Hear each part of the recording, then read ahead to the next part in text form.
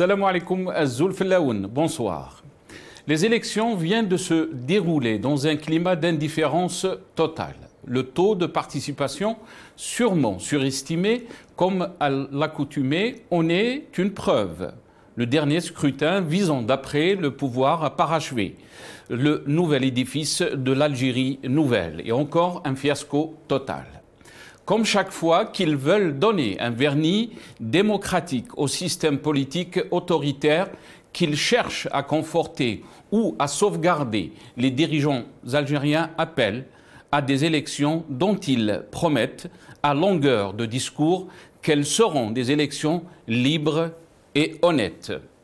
Peu importe pour eux que les élections n'ont jamais servi à poser et encore moins à contribuer à régler les problèmes des populations.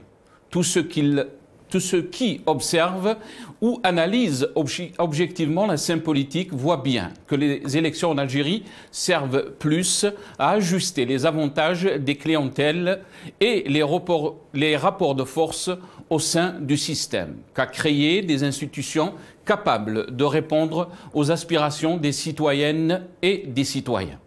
M. Tebboune a une question relative aux prérogatives des élus dans la gestion de leur commune et leur rapport avec des chefs de daïra et wali a eu une réponse lunaire, complètement déconnectée du sujet, parlant de l'observation stricte des normes relatives aux dépenses dont la source serait le trésor public et termine par dire « nous sommes un pays unitaire ». Allez comprendre quelque chose de ce borborigme. Monsieur Goudjil, ce jeune président du Sénat qui a l'âge de 92 ans, a des hallucinations confondant le 1er novembre 1954 avec le 27 novembre 2021. Il est vrai que Tebboune, Chengriha, Toufiq, Nizar et consorts sont de la même veine que Didouche, l'Arbi Ben Mehdi, Boudiaf, Karim Belkacem, Ben Boulaïd et Amirouche. Vous ne pouvez vous inspirer de novembre alors que tout ce que vous faites et continuez de faire est à l'opposé des valeurs de novembre. Le jeune président du Sénat termine par « Boumdien » et de retour. Encore une fois, le nouveau pouvoir n'a pour seule légitimité que celle qui se fabrique maladroitement en convoquant nos héros et essayer de construire une fausse filiation révolutionnaire, historique et politique. Vous êtes arrivé au parachèvement de l'édifice institutionnel. Vous faites quoi dans l'étape suivante ? Vous avez juste terminé de mettre en place le dispositif administratif, juridique et institutionnel afin d'éteindre et de mettre hors la loi toute activité politique, d'opposition, toute activité syndicale et toute initiative citoyenne. Les dégâts occasionnés par ce refus de faire droit à l'expression du libre choix des Algériennes et des Algériens sont connus depuis longtemps. L'illégitimité du pouvoir politique installé par le commandement militaire depuis 1962 n'a pas cessé de se détériorer.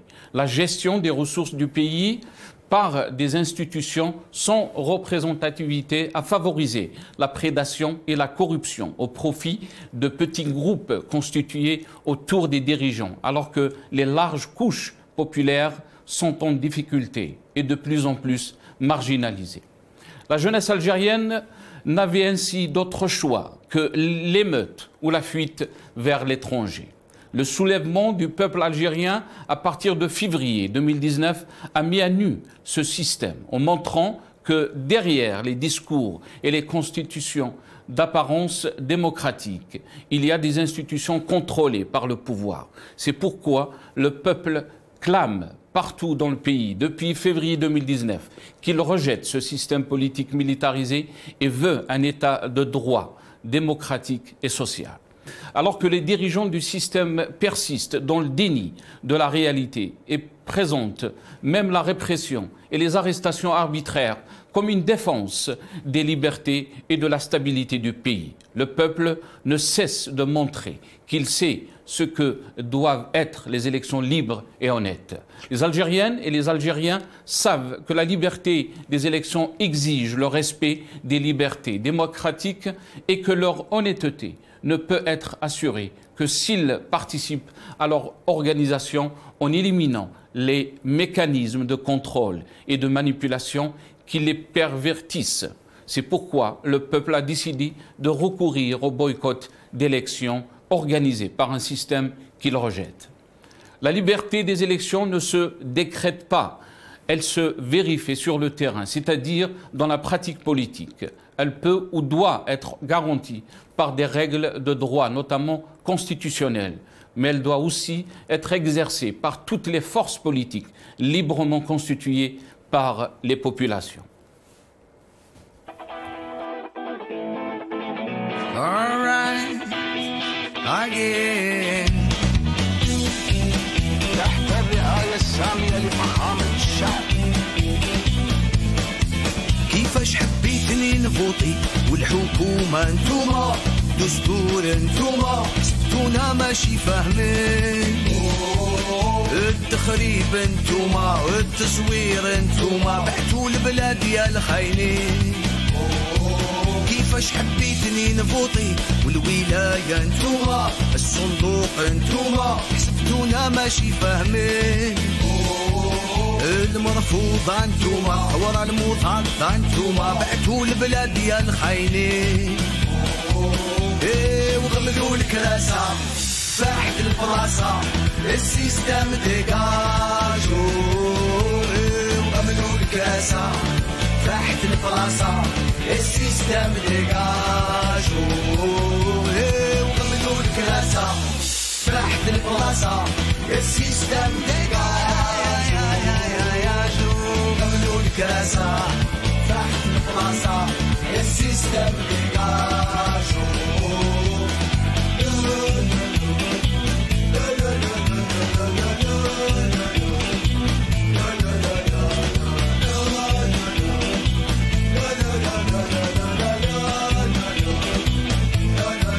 الطلب صراح خاوتنا سجنتوهم انتوما حشومة يا حكومة ليهم ما رانا ساكتين.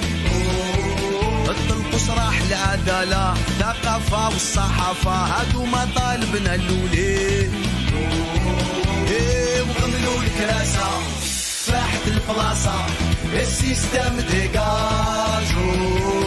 ايه وغملوا الكراسة فاحت البلاصة السيستم ديجاجو.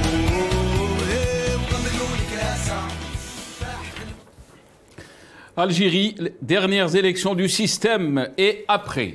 Point d'interrogation. Donc le titre de notre émission pour ce soir. Et pour en parler, j'ai le plaisir d'accueillir notre ami, bien sûr, nos amis. Adel Jabbar, analyste politique, est avec nous depuis le Canada. Marhaba bik si Adel. On aura aussi Jamel Gessoum, président du Rassemblement des Algériens de France, qui est avec nous via Skype aussi depuis Paris. C'est Jamel, marhaba bik. Merci beaucoup, shukran. Mohamed Khelfaoui, notre ami Mohamed Khelfaoui, analyste sécuritaire qui est avec nous depuis Alger via Skype. C'est Mohamed, marhaba bik. Bonsoir. بارك فيك مرحبا بكل الإخوة اللي يشاركونا. مرحبا بك سي محمد. Allah يبارك فيك, merci d'avoir accepté l'invitation. C'est Adel. Ahlan, c'est Adel. Vous avez donc vos amis habituels. Jamel Gessoum qui est avec nous, Mohamed Khelfaoui, c'est Adel, marhaba bik. Ami habituel, je ne sais pas, je reconnais au moins un. Ah bon, d'accord. Ça me fait plaisir de le voir en chair et en os, même si hier je me suis permis de le voir dans une émission où il a fait une super prestation. Donc merci encore une fois pour l'invitation. Merci Saad. Voilà. Jamel Gessoum, marhaba bik si Jamel. Jamel Gessoum. Oui, merci beaucoup de l'invitation. Merci Nasser. Et bonjour à vos invités, ou en tout cas à un de vos invités qui tient la route. Le bonsoir à M. Khelfaoui. Quant à M. Abdel Jabbar, on se connaît assez pour savoir ce que l'un vaut par rapport à l'autre. Bienvenue à tous. Bienvenue à tous. Vous l'avez bien dit. Marhaba bik si Jamel. Marhaba bikoum. Alors, on va commencer cette émission, bien sûr, sur ces élections locales. On va revenir donc par rapport à ces élections locales. On n'a pas encore les résultats définitifs, mais on parle aussi des pourcentages de participation. On parle de plus de 35% de taux de participation. Qu'est-ce que cela veut dire? Qu'est-ce que cela veut dire par rapport au pouvoir, cette élection? Est-ce que c'est l'étape finale donc, pour parachever ce qu'il appelle donc, les institutions de l'État ou la nouvelle Algérie, comme ça a été dit et expliqué donc tous ces derniers mois. Mohamed Khelfaoui, je vais commencer cette émission par vous. Marhaba bik si Mohamed. Alors, quelle est votre lecture par rapport à cette élection, par rapport aussi à ce taux de participation? On parle de plus de 35%.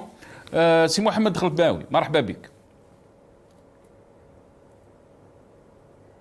Pour le taux de participation pour l'élection de manière générale, je ne serai pas très bavard parce que le résultat final n'est pas encore connu, du moins par ma personne, je n'ai pas vu.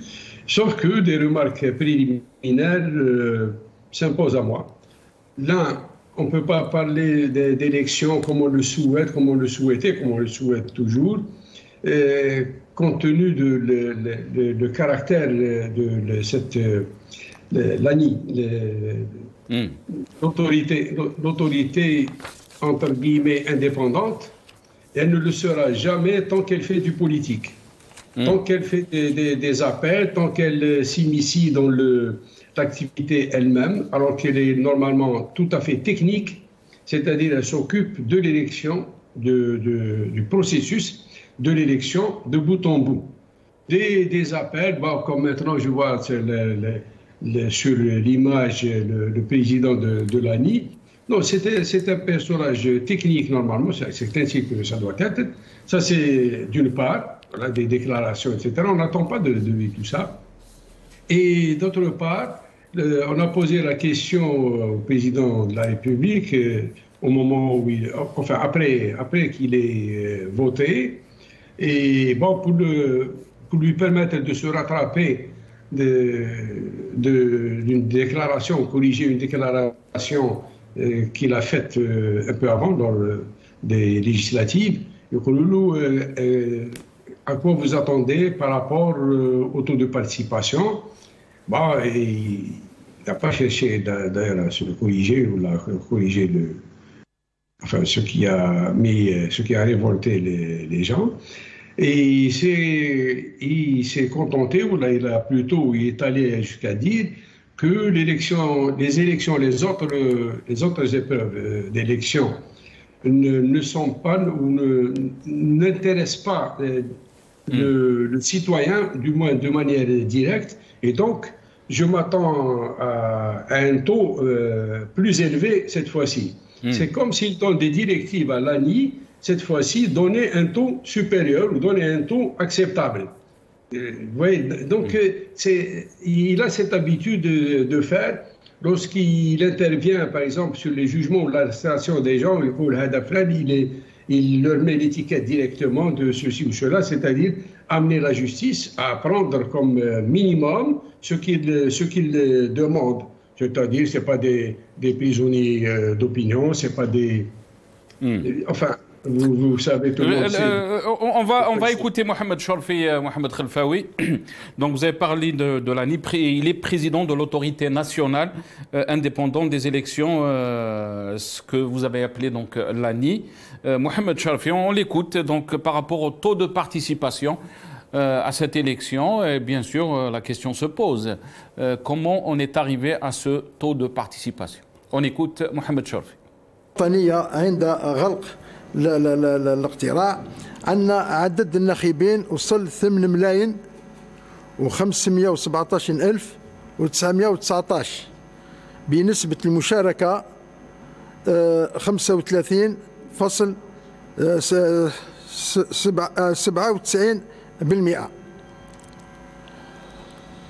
هذا فيما يخص انتخاب المجالس الشعبية البلدية.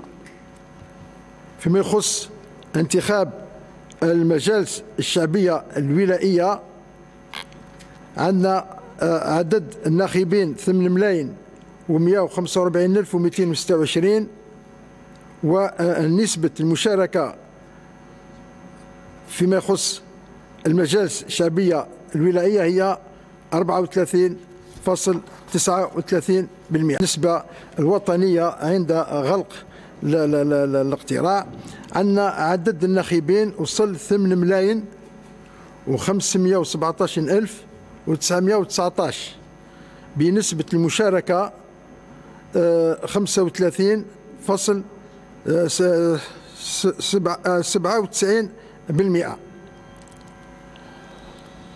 هذا فيما يخص انتخاب المجالس الشعبية البلدية. فيما يخص انتخاب المجالس الشعبية الولائية عندنا عدد الناخبين 8,145,226 ونسبة المشاركة فيما يخص المجالس الشعبية الولائية هي 34.39%. نسبة. Donc vous avez entendu là Mohamed Chorfi, président de l'autorité nationale indépendante des élections. Je vais revenir à Jamal Ghassoum. Jamal Ghassoum, il a avancé des taux, bien sûr, des AP8, des AP6. On parle de plus de 35%. La question qui se pose maintenant, est-ce que ces élections vont changer l'Algérie? Le pouvoir est en train de dire que c'est, si on peut dire, c'est les dernières élections pour parachever les institutions de l'État ou de l'Algérie nouvelle. Est-ce que vraiment on est dans cette ère de l'Algérie nouvelle, ou bien au contraire, comme le sentent beaucoup de nos concitoyens et concitoyennes, ils disent qu'on est en train de reculer, pire encore, on ne s'est jamais retrouvé dans cette situation? Alors tout d'abord, je souhaiterais d'entrée de jeu dire que partager le diagnostic, pas le diagnostic, mais en tout cas ce qu'a dit M. Khalfaoui sur la fonction première de l'ANI, qui est d'ordre technique. Ça, c'est une évidence. Il fait aussi l'exégèse quelque part du dépassement de cette institution sur des caractères politiques. Moi, j'irai beaucoup plus loin en disant que, à titre personnel, je ne fais aucune confiance en l'ANI. Parce que ce que je voudrais dire par là, c'est que il y a deux pendants dans les élections. Il y a tout d'abord le côté organisationnel qui a forcément des conséquences sur des résultats. Encore, quels sont-ils ces résultats? Et il y a ensuite le dépouillement qui a un lien aussi. De ce point de vue, mes propos sont clairs et ne souffrent d'aucune ambiguïté.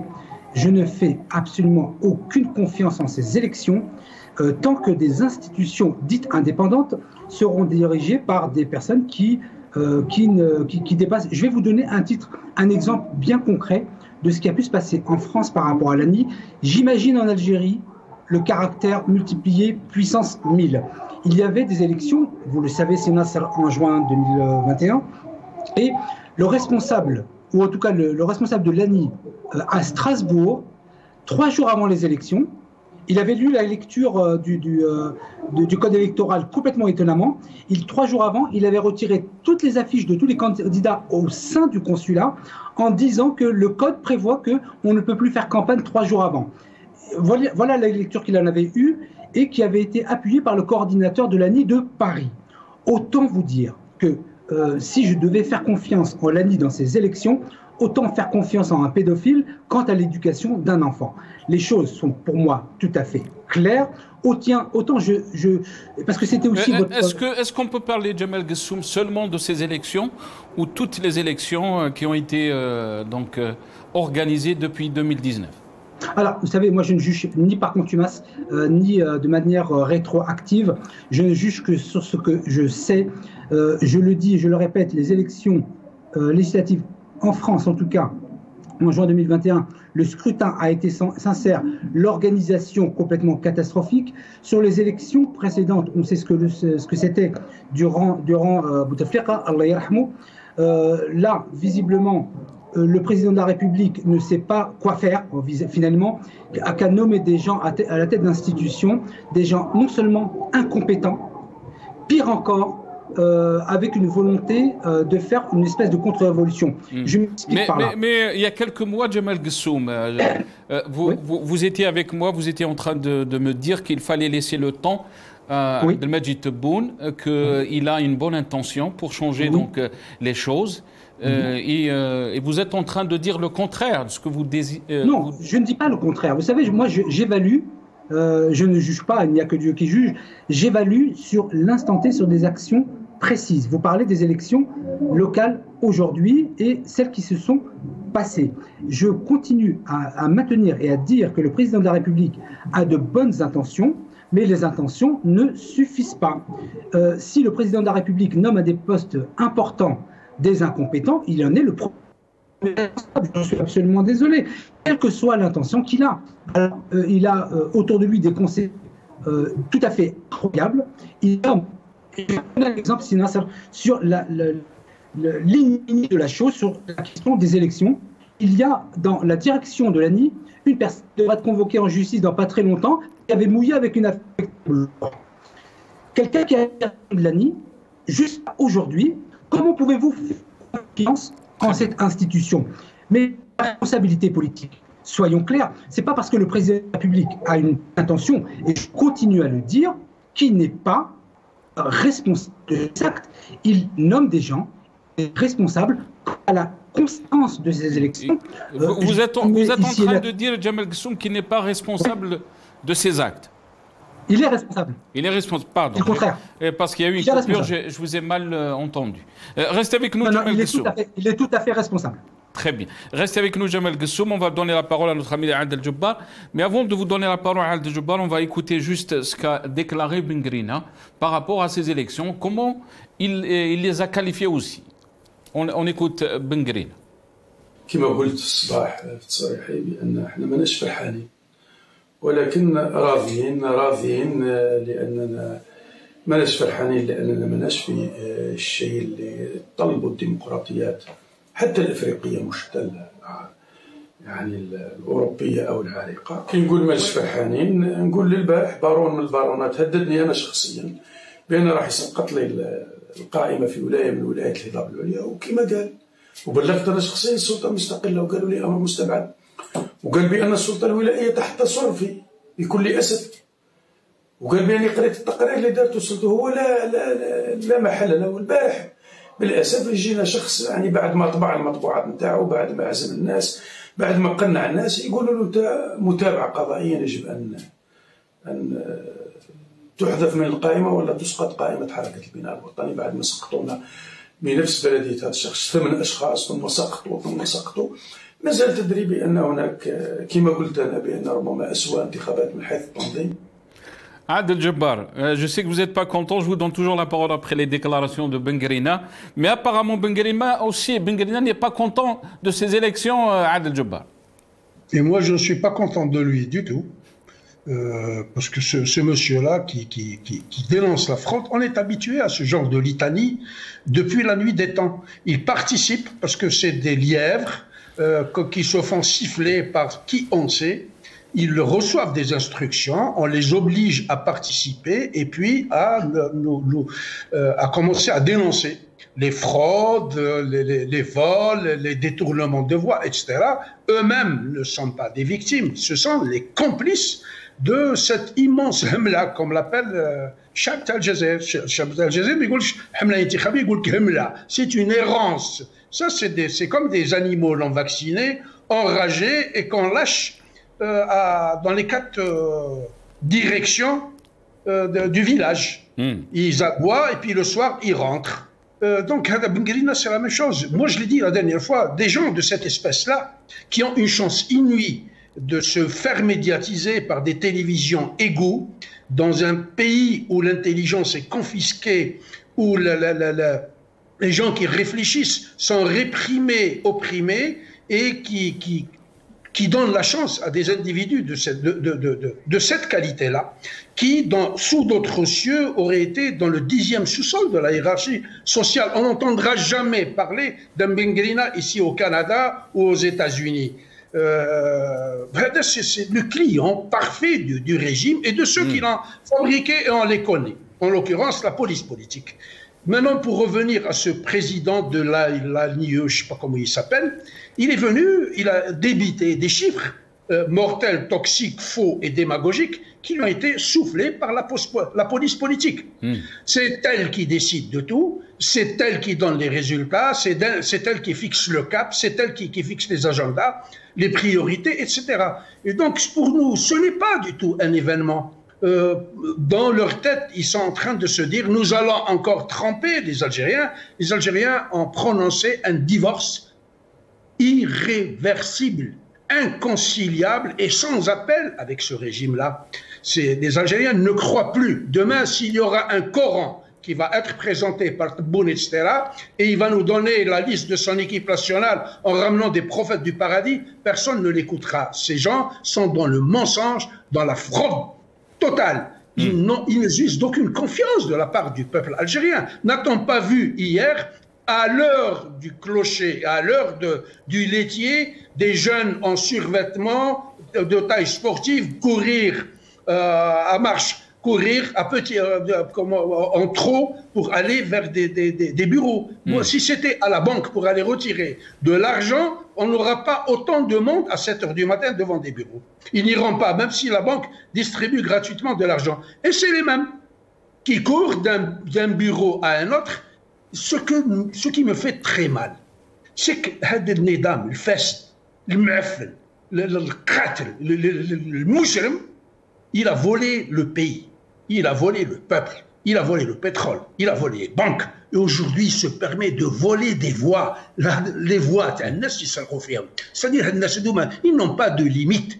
L'Algérie est en phase de choix cornélien. Elle en a deux, pas trois. Un, la priorité des priorités, c'est d'en finir avec cette dictature militaire à visage cible. Parce qu'aujourd'hui, ils sont en train de se dire, nous allons parachever notre édifice institutionnel. Ils sont en train de refaire le même coup qu'ils ont fait depuis 62, mettre une vitrine civile, retirer les rideaux et puis diriger le pays en se promettre capot. Reste avec nous, Adel Djebbar. Mohamed Khelfaoui, ils sont en train de nous faire le même coup, en train de dire Adel Djebbar. Je vais revenir à vous, mais je vais bien, si on veut nous faire passer donc les déclarations de Goudjil, Soundbite 9, juste après son vote, on écoute Goudjil qui est donc le président du Sénat, le deuxième homme de l'État. On l'écoute. ونحن حاليا الانتخابات المجموعات المحلية البلديات والولايات نستكمل البناء تاع الدولة. وحقيقة لما نستكمل البناء تاع الدولة بمؤسساتها،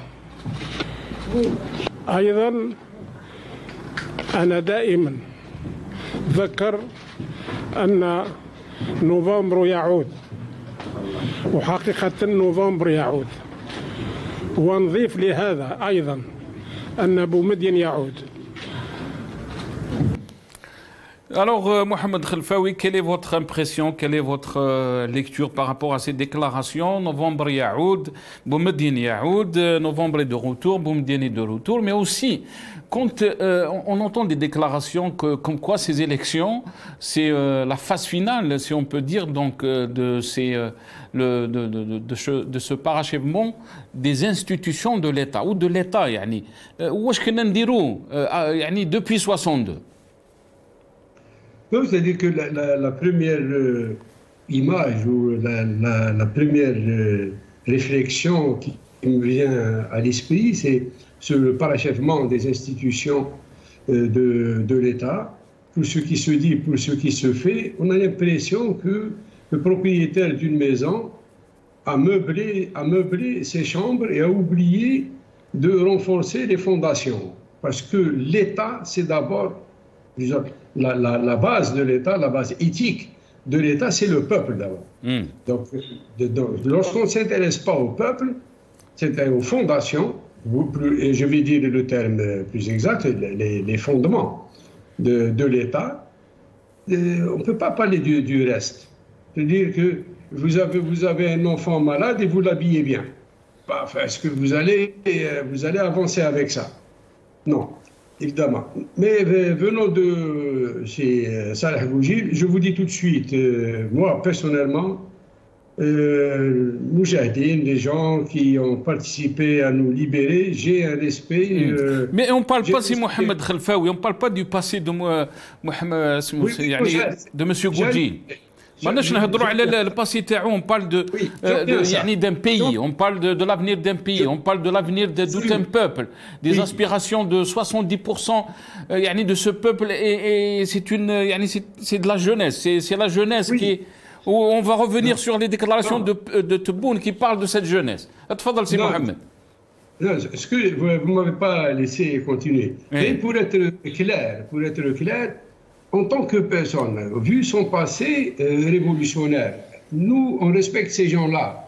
Maintenant, quant à sa déclaration, c'est comme s'il n'y a rien, on n'a plus de personnages, d'hommes d'État, d'hommes intègres du type que Boumediene. Alors, à chaque fois, c'est la référence vers Boumediene. Bon. Boumediene, il a son passé,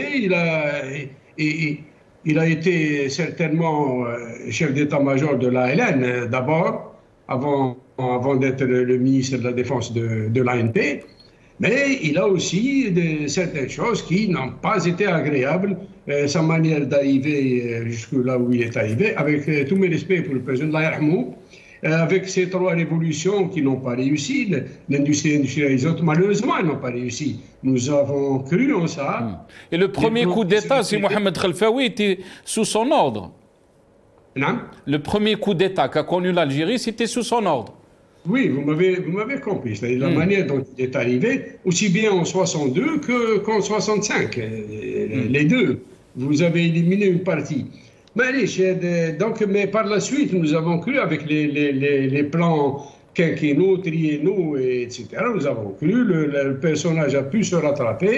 Il a eu le peuple, la jeunesse de laquelle je faisais partie. Oui, on a cru, mais le résultat est là. Donc, comparer et dire que Boumediene revient, on veut bien qu'il y ait des hommes intègres de sa carrure, oui, mais est-ce que l'Algérie n'a pas affronté d'autres? Parce que là, vous diminuez le président actuel et ceux qui sont passés après lui. Je voulais vous les diminuer parce qu'ils ne valent pas ça. C'est-à-dire, on va appeler à la sympathie du peuple en dressant une photo en arrière-plan, celle de Boumediene, parce que celui qui est en face ne fait pas le poids de la présidence ou de ça c'est mauvais comme déclaration, mais c'est un personnage qui a 92 ans, comme vous l'avez fait remarquer. Bon, je ne peux pas aller plus loin. Je vous ai dit que j'ai du respect pour ces gens, mais voilà que malheureusement, on est déçu parfois ça nous fait mal, bon, parfois on applaudit aussi. Ceci étant, sa déclaration ne change en rien parce que l'erreur qu'il a faite, c'est qu'il n'est pas pensé au peuple. Le peuple fait ses institutions, le peuple doit s'organiser, ou on doit écouter ce peuple, et si réellement on l'écoute, il faut au moins que sa voix pour l'élection, qu'il soit certain que sa voix aille là où il l'oriente lui-même.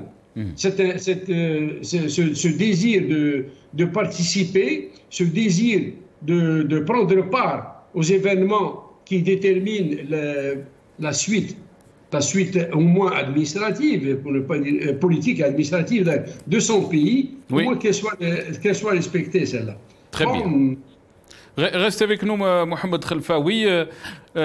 Mais Tebboune, il a parlé donc d'une partie du peuple, d'une grande partie du peuple. Il a parlé de la jeunesse. Donc, on va revenir sur certaines déclarations qu'il a faites juste après son vote. On écoute Tebboune quand il a parlé donc de la jeunesse algérienne. اختيار المواطنين اعتقد انه يمشي للشباب لان يصبحوا اليوم هم الاغلبيه في الوطن.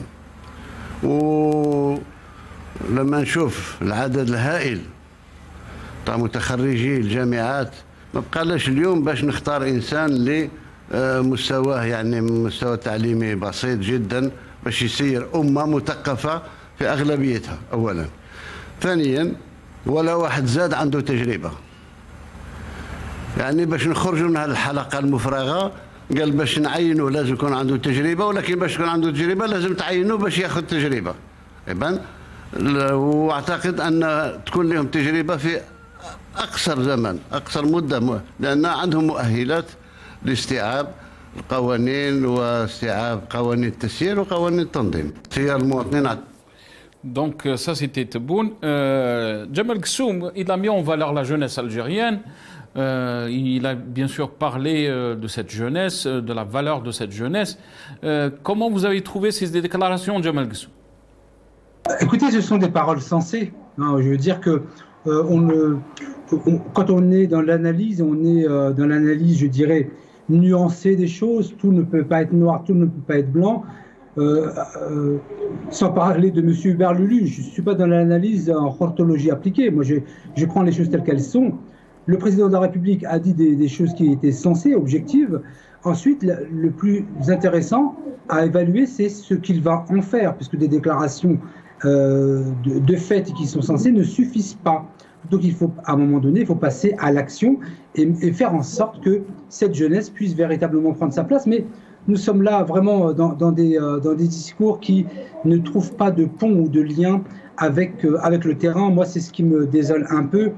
Ce qui me désole, c'est le sentiment réel de la bonne volonté du président et qu'en même temps, qu'il le veuille ou pas, et je le dis, je le répète, il est responsable, il met à la place d'un des postes importants et stratégiques et qui peuvent justement découler sur la réémergence de la jeunesse algérienne, des gens qui sont incompétents et qui sont ignorants. Donc je suis dans cette ambivalence totale sur, d'un côté, la bonne volonté, et je la reconnais, cette bonne volonté, je ne l'évacuerai pas parce que c'est pour moi, ça fait partie des fondamentaux, et à côté de la nomination de personnes qui ont en charge les politiques publiques, ce que l'on appelle les politiques publiques, que ce soit dans tous les champs d'application, que ce soit la jeunesse, l'économie, les start-up. Il avait fait sa campagne sur les start-up.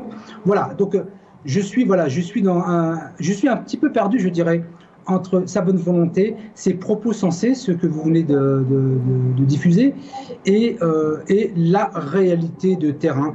Je suis, je dirais, un peu perdu dans tout ça. Très bien. La réalité du terrain, Djemal Ghessoum, mais c'est aussi les contradictions qu'on est en train de voir, je ne le dis pas. Tebboune dit une chose et le terrain démontre une autre chose. Je ne le dis pas. C'est exactement ce que je suis en train de dire. C'est exactement. On a vu par exemple sur la question de cette jeunesse, lui il a parlé bien sûr, vous l'avez écouté, de la jeunesse algérienne. Il a dit des choses. On aimerait écouter des choses comme ça sur notre jeunesse, mais la réalité aussi, il y a des jeunes, Djemal Ghessoum, qui sont en prison juste parce qu'ils ont posté sur Facebook des déclarations où ils ont fait non, ça c'est un autre sujet, ça. Là, on tombe dans le judiciaire. Mais quand on met des jeunes, Djemal Ghessoum, des étudiants... Non, on peut être jeune délinquant. Moi, j'ai travaillé en prison. Donc la délinquance, je connais un petit peu. Donc quelqu'un qui peut être jeune et délinquant. Quelqu'un qui fait un post sur Facebook ou sur les réseaux sociaux qui dit que ce pouvoir était légitime, c'est un délinquant, pour vous. Non. Si. Et je vous prends à témoin sur ce que vous venez de dire. C'est-à-dire que si la réalité est celle que vous venez de décrire, et en l'occurrence, que l'on fasse un poste contre l'État ou autre et qu'on atterrisse en prison, c'est inacceptable. Mais j'aimerais savoir s'il s'agit de la réalité de terrain. Mais si je m'en tiens uniquement, et ce sont vos mots, vos propres mots, si on poste sur Facebook et sans atteinte véritable à la sécurité nationale, parce que sur ce terrain-là, c'est pas moi qui le dis, Djemal Ghessoum, c'est les avocats. C'est les avocats qui défendent ces jeunes. C'est pas moi qui le dis. Oui, mais en tant que scientifique, vous mettez en évidence une étude de cas avec deux paramètres principaux. En tant que scientifique, je ne peux m'appuyer que sur ces deux. Je ne m'appuie pas sur les centaines de cas, c'est ce que vous décrivez, qui pourraient être concernés par cette situation. Je m'appuie simplement sur les deux critères, jeunes, publication Facebook, et troisièmement, prison. Si c'est cela la réalité, bien évidemment que je suis opposé à cela. Si ce n'est que cela. Très bien. Adel Djebbar, vous avez entendu Abdelmajid Tebboune, ses déclarations parlaient de cette jeunesse, mais malheureusement, la réalité est tout autre. Bon, pour moi, c'est aussi clair que l'eau de roche, c'est du foutage de gueule. Il est en train de se foutre de notre gueule, de nous mentir encore, de nous mener en bateau. Si je prends le monsieur du Sénat, là, 91 ans, qui me rappelle, moi, un livre d'histoire, un livre de contes que j'avais lu en cours élémentaire deuxième année dans les années 57-58, on parlait de Isengrin le loup et Goupil le renard. C'est Goupil le renard, ce monsieur-là. Il a l'âge de Noé. Il nous parle encore de l'histoire d'il y a 70 ans. Si je prends ce monsieur-là, si je prends Tebboune, Chingriha et Ben Ali, vous savez, c'est l'an 1606. C'est l'année où est né Corneille. Donc nous sommes dans des choix cornéliens. C'est la dramaturgie permanente avec ces gens-là. C'est pour ça que nous ne vivons que des drames et des accidents avec l'histoire depuis 1962. Donc qu'ils sortent encore pour nous embêter avec ces discours d'une platitude totale, ben, il vaut mieux qu'il ne parle pas. Ce monsieur-là est une honte pour l'Algérie.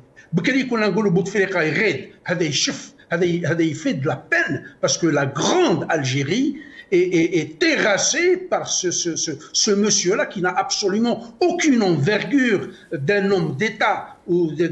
C'est terrible ce qui se produit en Algérie. Il y a des mkhar في الجزائر سكتهم خرجونا بنقرينا خرجونا تبون خرجونا شنقريحه خرجونا هذا غوبي le loup هذا ولا le غوبي le renard هذا.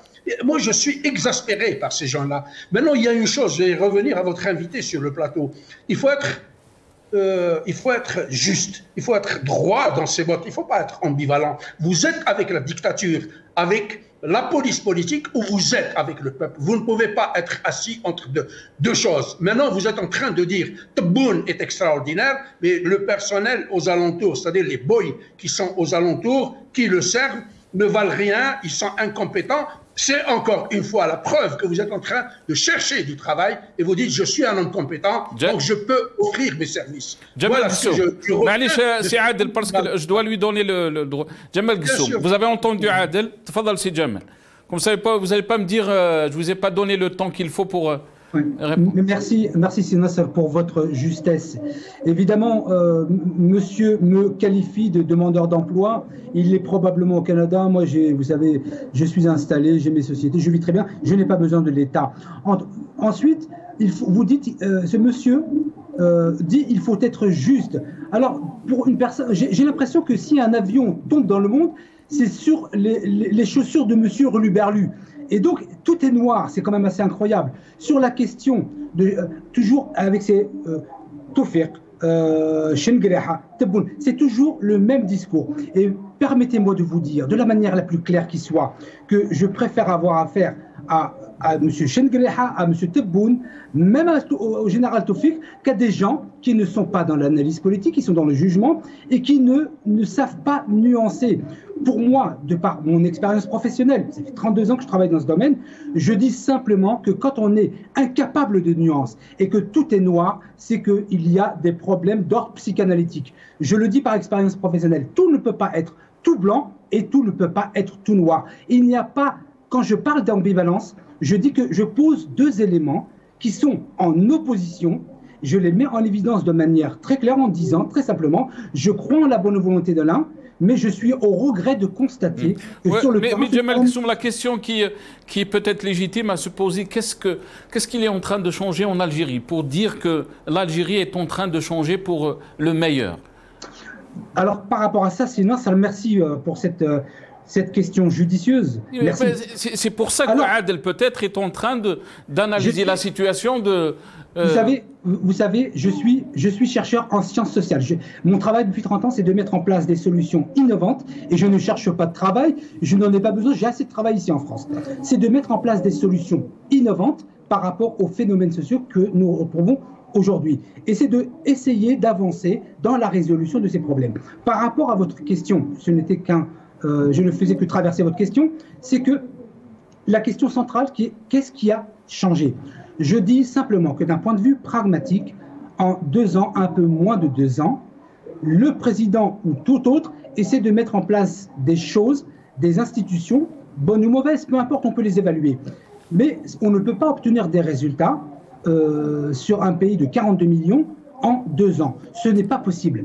Très bien. Restez avec nous, Jamal Ghessoum. Je dois revenir à notre ami Mohamed Khelfaoui. Mohamed Khelfaoui, Jamal Ghessoum est en train de dire tout n'est pas noir et tout ne peut être aussi blanc. On écoute ce qu'a dit Tebboune par rapport à l'opposition, par rapport donc au parti d'opposition et comment elle est vue en Algérie, comment ça a été aussi, si on peut dire, analysé par Abdelmajid Tebboune. On écoute Abdelmajid Tebboune.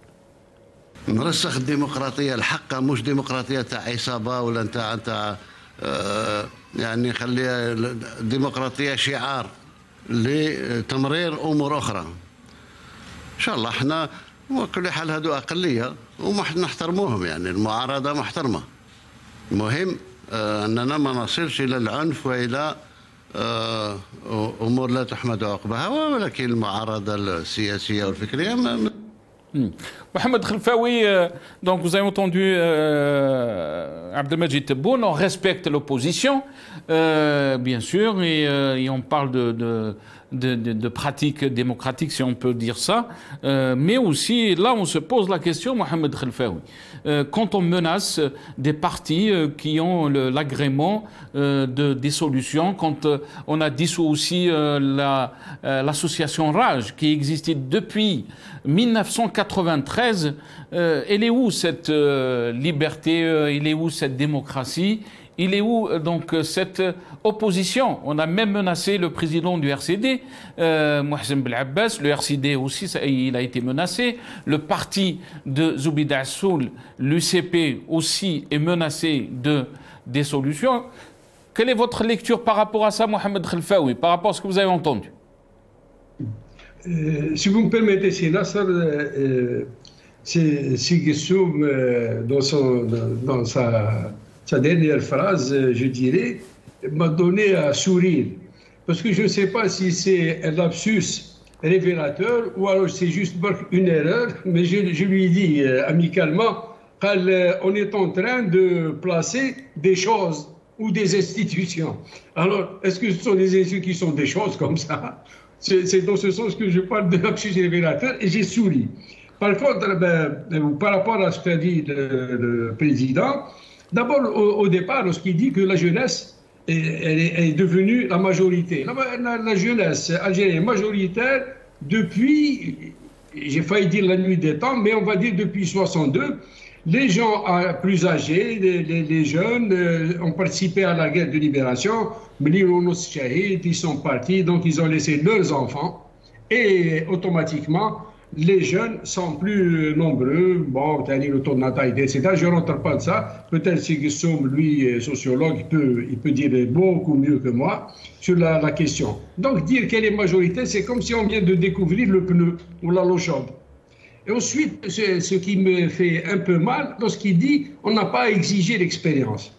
C'est dire aussi que ces assemblées qu'on est en train d'élire sont des labos ou des classes d'apprentissage. C'est dommage, non, ça ne peut pas être ça. On a besoin de gens expérimentés qui ont frotté leur intelligence ou leur esprit avec d'autres pour qu'ils nous amènent, pour qu'ils apportent quelque chose au pays. Sauf si ce ne sont que des choses. Ces essais, ce ne sont que des choses. Elles sont là, mais la décision là, on n'en tient pas compte. C'est un oui à fort pourcentage et on passe. Donc, pas besoin de... C'est comme ça que ça s'est passé les années après les années d'indépendance, où on avait des gens qui étaient là-bas, mais le FLN, parti unique, on vote ceci, on vote cela. Ce n'est pas important. C'est dommage que 60 ans après l'indépendance, celui qui est né en 62, aujourd'hui, il a 60 ans, et qu'on dise qu'on n'a pas besoin d'expérience, non, c'est dommage. Non. Et on a besoin d'exiger la qualité. Que les meilleurs qui ont fait des efforts, ceux qui ont travaillé, ceux qui se sont sacrifiés, ceux qui ont cru en la science, ceux qui ont cru en l'État, ceux qui ont cru en leur rôle dans le pays pour qu'il soit meilleur, pour qu'il puisse ajouter sa brique pour construire le mur. C'est à eux qu'on doit faire appel. Pas à ceux qui vous disent ce que vous voulez entendre. Pas à ceux qui vous disent attention, le responsable réfléchit comme ça, il vaut mieux aller dans ce sens-là. Vous n'avez pas besoin de ces gens-là et l'Algérie n'a pas besoin de ces gens-là. La clientèle, en un mot. Donc c'est regrettable que, personnellement, ça me fait mal, c'est regrettable d'entendre des choses comme ça. Par rapport à l'opposition, la démocratie, la vraie démocratie, je voudrais bien entendre sa définition. C'est quoi? Qu'est-ce qu'il entend par démocratie? Cette démocratie réelle ou authentique ou là je ne sais quoi. Je ne sais pas, je ne peux pas lire dans son cerveau. Donc c'est quoi ça? Oui, en effet, il y a des gens qui sont en prison parce qu'ils disent ce que vous n'aimez pas entendre, parce qu'ils disent quelque chose qui peut remettre en cause beaucoup de vos approches, là, beaucoup de vos déclarations. Je ne parle pas uniquement des déclarations du président, c'est-à-dire de l'ensemble. Ceux qui peuvent vous amener à toucher le mal. Voici le mal et vous êtes à côté. Hadou, ils iront automatiquement. Bon, on ne leur permettra pas d'abord d'avoir grande audience. On ne leur permettra pas de discuter. On ne discutera pas avec eux. Et donc, où est cette démocratie? Au-delà du principe de démocratie, c'est ce que peuvent apporter les cadres qui sont dans la rue, comme partout dans le monde. Nous avons des cadres qui sont engagés dans les louages de l'État, et l'État ne peut pas engager tous les cadres. Alors, ceux qui sont en dehors de l'État, permettez-leur d'apporter leur point de vue, leur correction, leur image. Ça peut ça peut valoir quelque chose, ça peut vous aider. Ensuite, ça vous forme Très bien. Des producteurs d'idées, ça vous renseigne sur une situation. Vous n'êtes plus ligoté juste aux informations, aux renseignements qu'on vous amène. Restez avec nous, Mohamed Khelfaoui. Très bien, restez. Vous voulez rebondir, Jamal Ghassoum, par rapport, donc, très rapidement, ce qu'il a dit, Mohamed Khelfaoui, c'est... Très rapidement, tout d'abord, j'ai apprécié, vraiment, parce que lui, au moins, écoute, lorsque j'ai fait le distinguo entre chose et institution, il a complètement raison. Dans chose, c'était plutôt un terme expiatoire pour dire autre chose que des institutions. Il fallait lire dans mes propos le mot action plutôt que chose. Ça, c'est la première des choses. Et sur la seconde des choses, sur la définition, c'est intéressant ce qu'il a dit sur... J'aimerais savoir quelle est la définition de la démocratie pour le président de la République. Je ne suis pas dans sa tête. Voilà au moins quelqu'un qui ne rentre pas dans la tête des gens, c'est déjà bien. Pour dire que la démocratie algérienne ne peut pas être la même qu'en France, ne peut pas être qu'ailleurs. Il y a des cultures politiques, il y a une sociologie différente. Elle ne peut pas être la même partout dans le monde. Donc, nous devons fabriquer notre propre démocratie avec notre propre critères et notre propre référentiel. Très bien. Restez avec nous, Jamal Ghassoum. On a été rejoint par Azdine Toumi, analyste politique, qui est avec nous depuis Alger. Azdine Toumi, bonsoir. Merci d'avoir accepté l'invitation. Marhaba bik, c'est Azdine. Bonsoir, cher ami Nassar. Bonsoir à tous tes invités. Bonsoir à tous les téléspectateurs. Merci de m'avoir invité. Merci à vous, Azdine Toumi, d'avoir accepté l'invitation. Azdine Toumi, alors, qu'est-ce que vous pouvez nous dire? Quelle est votre lecture par rapport à cette élection d'hier? On parle bien sûr de parachèvement des institutions de l'État ou de l'Algérie nouvelle. Votre lecture, Azdine Toumi? Tout d'abord, je salue toute la majorité du peuple algérien qui ont boycotté ces élections. Et encore une fois, cette majorité du peuple a apporté la preuve qu'il n'est pas dupe et qu'il est fidèle à ses revendications, qu'il s'attache fortement à sa volonté d'aller vers un vrai changement, une vraie nouvelle Algérie, pas vers une politique de mensonge, une politique de mascarade qui est en train de mettre en place ce pouvoir depuis des années, depuis des décennies, mais en tout cas depuis l'avènement du Hirak en 2019. Aujourd'hui, nous voyons très bien que ce pouvoir est en train d'imposer une feuille de route, d'imposer un plan, ce que lui appelle le parachèvement des institutions. En fait, le Hirak a fortement déstabilisé le régime depuis 2019. Donc, le pouvoir a mis en place un plan pour se restructurer, pour se repositionner. Donc, il est en train de parachever à travers ces mascarades électorales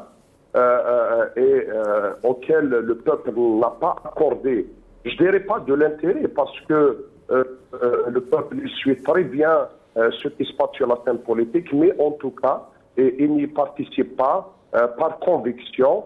C'est un refus de donner de crédit à ce plan du pouvoir qui est en fait le parachèvement de la restructuration du régime, pire que celui d'avant, parce que, à mon sens, le régime ne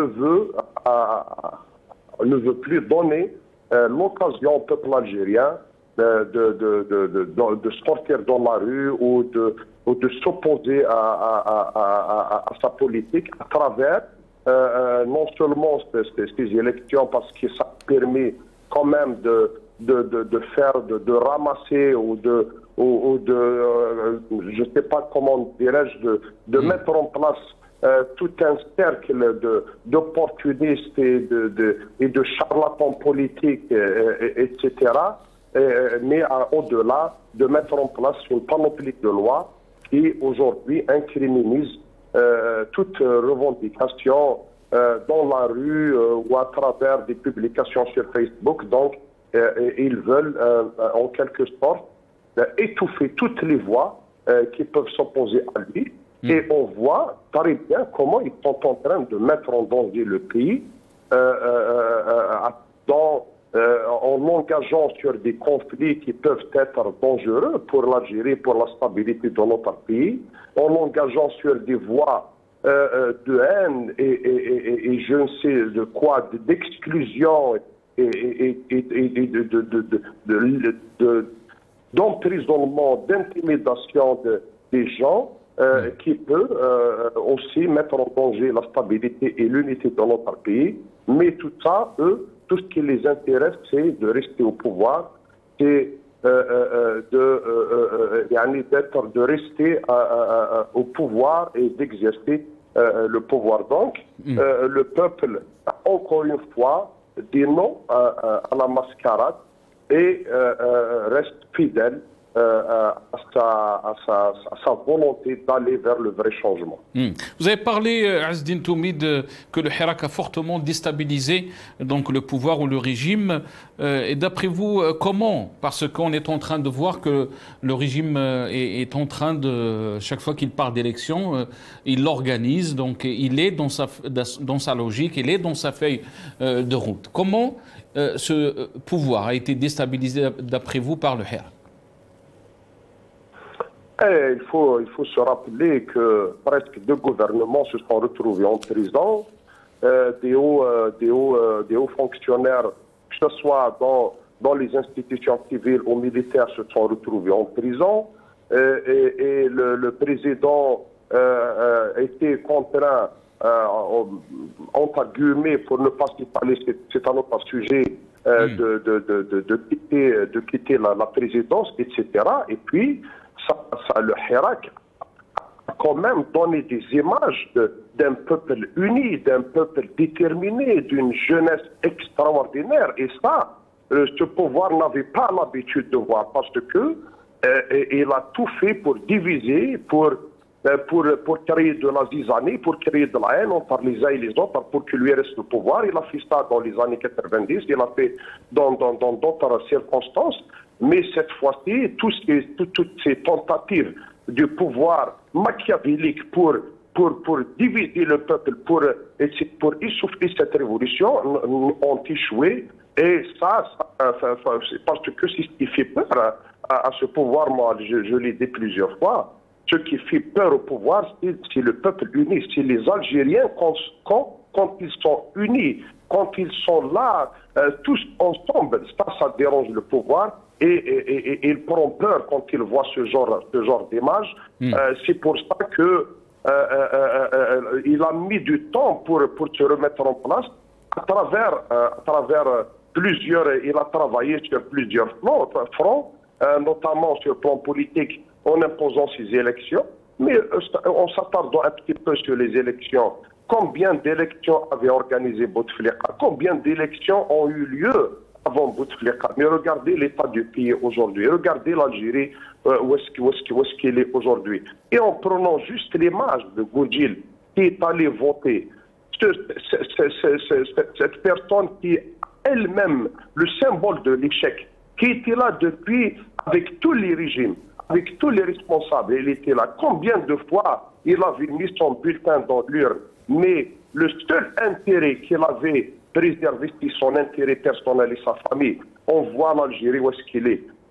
Quand il parle de la jeunesse algérienne, quand le chef de l'État parle de la jeunesse et de la compétence de la jeunesse algérienne, et quand on voit aujourd'hui l'image qui est en train d'être montrée aux Algériens, c'est l'image d'un Goudjil de 91 ou 92 ans qui, lui, il symbolise la vieillesse, il symbolise l'échec, il symbolise le bout du souffle, et de l'autre côté, la jeunesse qui symbolise la réussite, qui symbolise la fraîcheur, qui symbolise l'avenir, elle est en train d'être soit en prison, soit écartée, marginalisée, ou elle est en train de braver les dangers, tous les dangers possibles, même la mort, en traversant la Méditerranée, en allant pour chercher un monde meilleur, et encore, rien n'est garanti. Donc, nous voyons aujourd'hui cette hypocrisie du pouvoir, qui est à travers un discours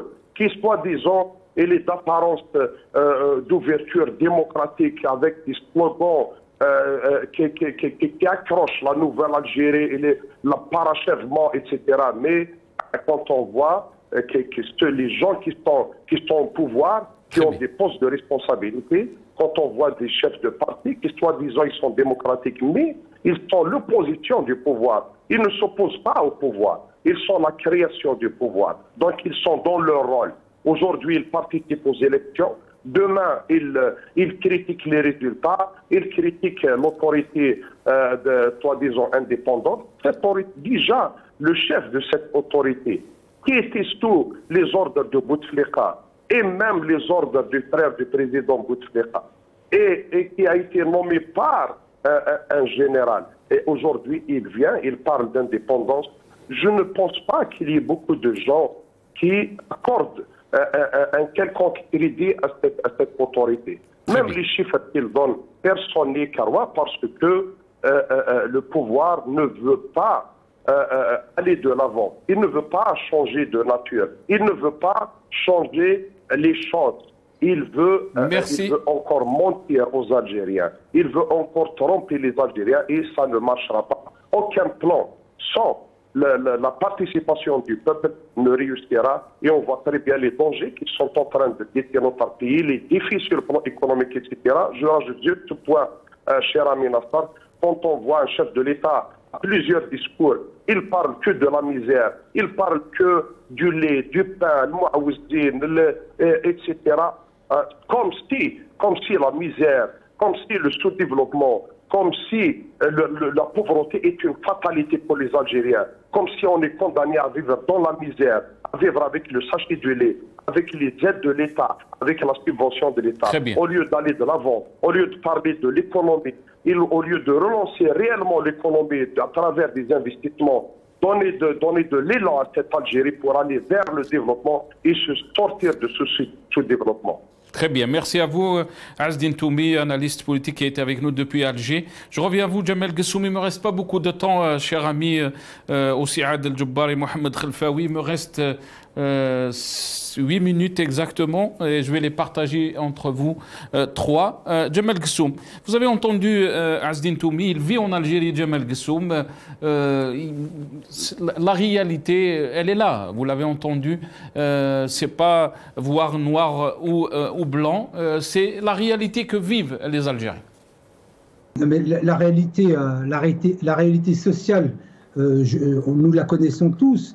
D'ailleurs, par ailleurs, pour une question d'union du peuple, je ne ferai pas comme M. Toumi qui dit je salue la majorité des Algériens. Non, moi je salue tous les Algériens, toutes les Algériennes de 0 à 99 ans, quelle que soit sa région et quelle que soit même sa religion. Donc je ne fais pas de distinction, ça je tenais à le dire. Donc il y a une réalité, bien sûr, il y a une réalité sociale, il y a une réalité, comment dire, socialement catastrophique pour l'ensemble de la population et encore plus largement pour les jeunes dans leurs projets, etc. Ça, c'est une évidence. Simplement, la difficulté en Algérie, c'est que nous n'avons pas changé les standards de prise en charge, par exemple, de la jeunesse, ce qui est là aussi, vous le savez, mon métier depuis longtemps. Et donc, rien n'a été mis en œuvre depuis des années pour faire qu'à un moment, un jeune puisse prendre pied dans la société, puisse se marier, des choses aussi simples que cela. Donc, c'est une réalité. Donc, je ne dis pas que tout ceci est blanc, tout ceci est noir. Je dis simplement qu'il y a une réalité sociale, on ne peut pas se la cacher, et moi qui n'ai, à titre personnel, rien à gagner avec l'État algérien, je le dis de la manière la plus claire. Elle n'est pas seulement sociale, Jamal Gessoum. Non, elle est sociale. Quand il s'est soulevé, Jamal Gessoum, elle est sociale, politique, elle est culturelle, elle est à tout point de vue le fameux triptyque en sociologie que sont le social, la culture et la politique. Les trois, c'est triangulaire qui fondent une société sont des domaines qui sont en crise en Algérie. Ça, personne ne peut dire le contraire.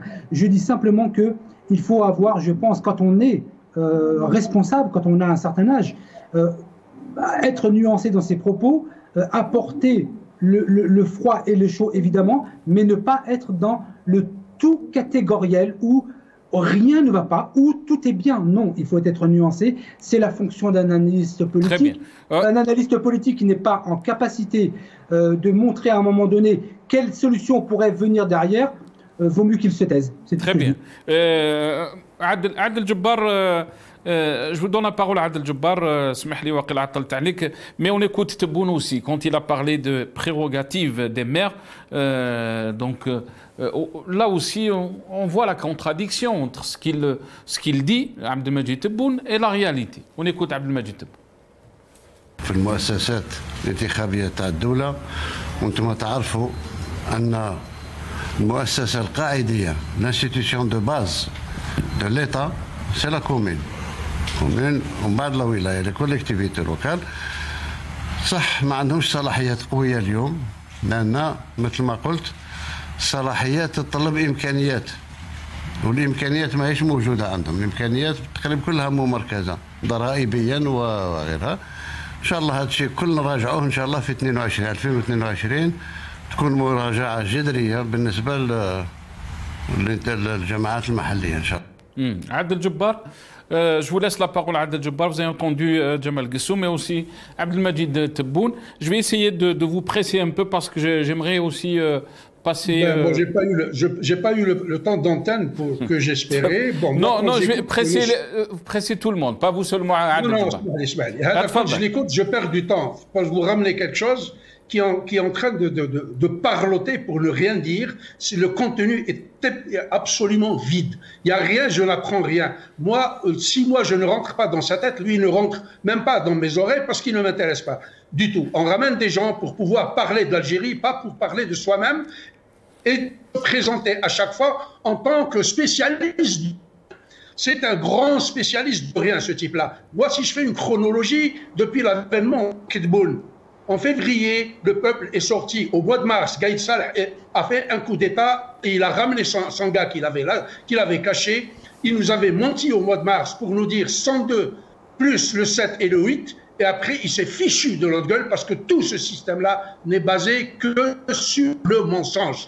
Et depuis le temps, on a organisé élection sur élection, fraude sur fraude. On n'est pas sorti de l'enfer. Moi, je suis dégoûté que ce monsieur qui est sur le plateau traite des jeunes Algériens qui ont été séquestrés, emprisonnés, harcelés, pourchassés, torturés de délinquants. S'il y a un délinquant aujourd'hui, c'est ce monsieur-là qui est en train d'offrir ses services pour la dictature. Les jeunes Algériens ne sont pas des délinquants, ce sont des gens, des opinions politiques. Le jour où il y aura une liberté d'association, une liberté syndicale, une liberté de réunion, une liberté d'opinion, une liberté d'entreprendre dans ce pays-là, une véritable séparation du pouvoir avec une juste réellement indépendant, on pourra parler de démocratie. Il n'y a pas de démocratie dans une dictature militaire. Donc ce Tebboune-là est en train de nous mener en bateau. Il y a un philosophe grec en 322 avant Jésus-Christ qui avait dit le cynisme est l'assurance avec laquelle on fait tout ou on dit tout. Où on dit surtout des choses honteuses. Ce Tebboune-là ne dit que des choses honteuses. Moi, il m'exaspère, je ne l'écoute pas du tout. Ni lui, ni ses boys, ni ses suppôts, ni les serviteurs de la dictature. De nous faire rentrer dans un mur. Le pays est bloqué. Les Algériens n'ont pas de quoi manger, ils n'ont pas de quoi se soigner, ils n'ont pas de travail, ils sont au chômage. Le jour où ils étaient en train de faire leur simulacre d'élection, leur police, les renseignements généraux et le DRS étaient en train de ramasser des Algériens chez eux. Tabou la maison de Tabou était encerclée. De quelle élection on parle? De quelle démocratie? Ils sont dégoûtants ces gens. هذو ما يستحيوش. عادل جبار معليش نعطوا له شويه الوقت لسي محمد مش يزعف علينا حتى هو. سي محمد تفضل. À propos de... Tfadal, Si Mohamed, j'aimerais vous laisser aussi, vous avez entendu les uns et les autres, aussi les déclarations de Abdelmajid Tebboune. Qu'est-ce que vous pouvez nous dire, Mohamed Khelfaoui? Il ne me reste pas beaucoup de temps et j'aimerais vous donner la parole aussi. Bon, moi, je voudrais dire, au-delà de ces élections, je constate personnellement, je suis certains événements, etc., ça me donne l'impression que la situation se corse autour de nous, autour de notre pays. Je ne parle pas uniquement du voisin de l'Ouest, non. Même nos voisins du Sud, tout le monde a pu lire ou la suivre ou entendre dire. Les choses vont mal, surtout... M'excuse, là je sors peut-être du sujet. Par exemple, les accords d'Alger sont rejetés par nos amis maliens, pas tous, mais certains, c'est ce que je suis en train de suivre, et ça va nous amener à à faire des choix très difficiles, voire sensibles, si la chose persiste. Quand je dis voire sensible, c'est-à-dire qu'on n'a pas droit à l'erreur. Est-ce que la situation intérieure aussi peut compliquer encore plus la situation, si Mohamed? Vous êtes analyste sécuritaire. C'est la phrase que j'allais dire, vous l'avez dite. Il y a aussi la situation intérieure est exacerbée par énormément de choses. C'est le ghadab, elle est là, et il faut qu'on pense à s'organiser, à organiser ce peuple, à l'écouter, à l'entendre. À ce propos, une personne, peut dire l'Algérien tout court, m'a vu faire un café, il est venu me voir et m'a demandé de dire, si vous permettez, je vais dire ce qu'il souhaite. Très simplement et très honnêtement, c'est un Algérien de certain âge, قال لي شوف خويا انت تجوز في المغربيه قول لهاد الناس هادو c'est-à-dire pouvoir opposer à tous ces Algériens, mettez-vous s'il vous plaît autour d'une table, نحيو لنا الستريس رانا قلقنا بزاف على البلاد تلموا يعني شوف l'Algérien, le citoyen simple souhaite le dialogue. À mon entendeur, salut. يعطيك الصحة سي محمد خلفاوي. أمو جمال قسوم أمو après عادل جبار نسلمو. تفضل يا جمال. Voilà, en tout cas, Sidi Nasser, vous ne m'avez pas coupé une seule fois. J'espère que vous allez bien. Hein. Et je tenais à vous remercier pour cette invitation. Et j'ai pu dire ce que j'avais à dire. Sans détour et voilà. En tout cas, toujours un plaisir de vous avoir, Jamal Gsoum aussi, Adel Jabbar. On est là, je pense, on essaie d'éclairer le peuple algérien, comme l'a dit si Mohamed Khelfaoui. Le peuple algérien souhaite donc que notre pays sorte de cette situation. Adel Jabbar, le mot de la fin. Le dialogue, c'est une véritable vertu et puis c'est la seule voie de réconciliation et puis d'apaisement de ce pays-là. Malheureusement, on a un pouvoir obtus, têtu, et puis qui ne veut pas entendre. Il pense qu'il est le seul.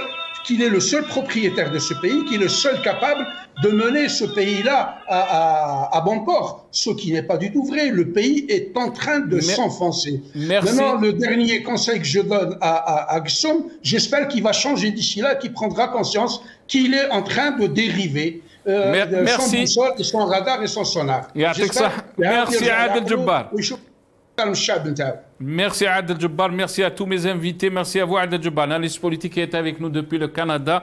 Merci à Djemal Gsoum, président du Rassemblement des Algériens de France, qui était avec nous depuis Paris. Mohamed Khelfaoui, analyste sécuritaire qui était avec nous depuis Alger. Merci aussi à Azdine Toumi, analyste politique qui était avec nous aussi depuis Alger. Merci à vous d'avoir suivi cette émission. Et je vous dis à demain, Inch'Allah.